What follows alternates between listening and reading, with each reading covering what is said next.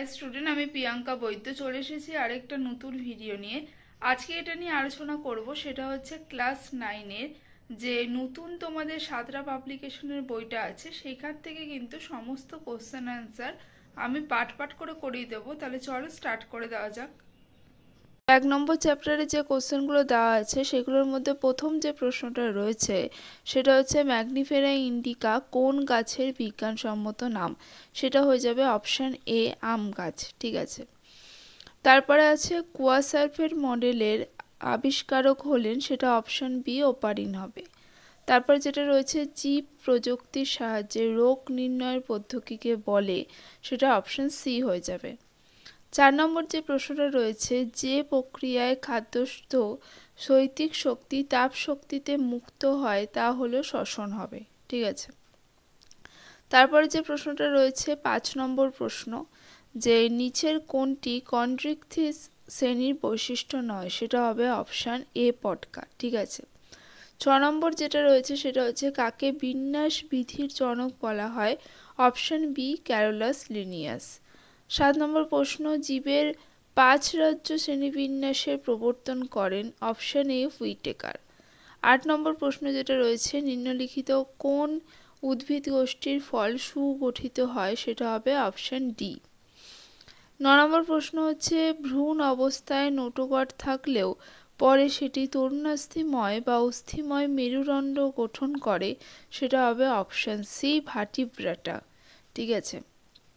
10 নম্বর যে প্রশ্নটা রয়েছে, মনেরা বাস্তুতান্ত্রিক ভূমিকা হলো, সেটা হচ্ছে বিয়োজক এবং রূপান্তরক, এই দুটোই হয়। ঠিক আছে। 11 নম্বর প্রশ্ন, রেণুধর উদ্ভিদের লিঙ্গধর উদ্ভিদের ওপর সম্পূর্ণরূপে নির্ভরশীল কোন উদ্ভিদ গোষ্ঠীর বৈশিষ্ট্য, এটা অপশান সি করবে, বায়োফাইটা। 12 নম্বর প্রশ্ন, প্রধান উদ্ভিদ দেহ হচ্ছে লিঙ্গধর, প্রকৃত মূল থাকে না কোন উদ্ভিদ গোষ্ঠীর বৈশিষ্ট্য, অপশান এ, বায়োফাইটা।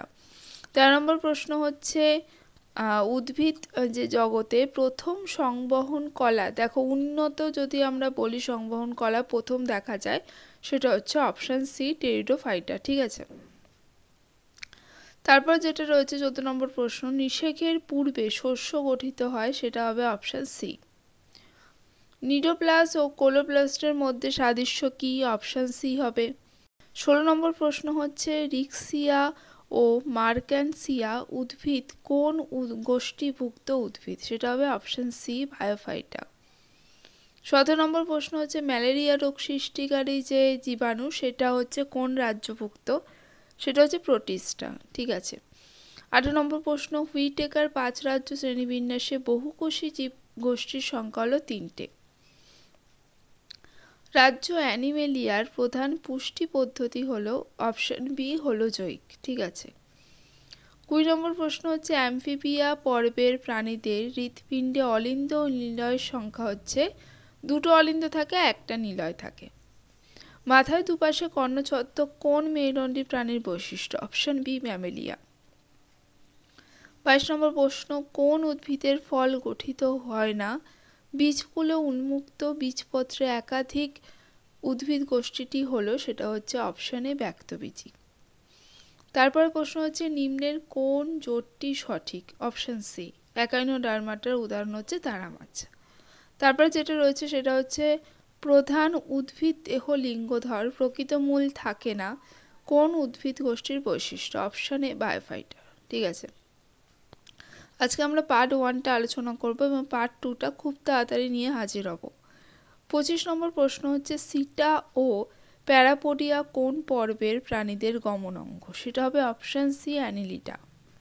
এই প্রশ্নটা রিপিট হয়েছে, তো এটা সি হবে।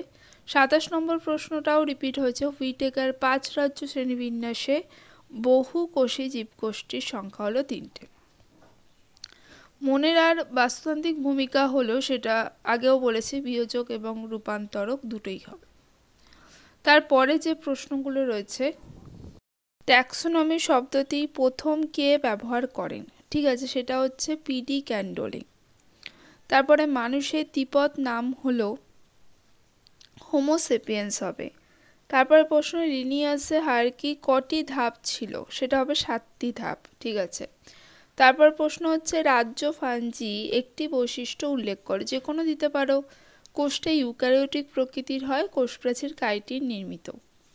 তারপর আছে কেঁচো কোন পর্বের প্রাণী, সেটা হচ্ছে অ্যানিলিডা পর্বের প্রাণী। 6 নম্বর প্রশ্ন বাদুড় ম্যামেলিয়া শ্রেণীর প্রাণী, ঠিক আছে, উত্তর হবে ম্যামেলিয়া শ্রেণী।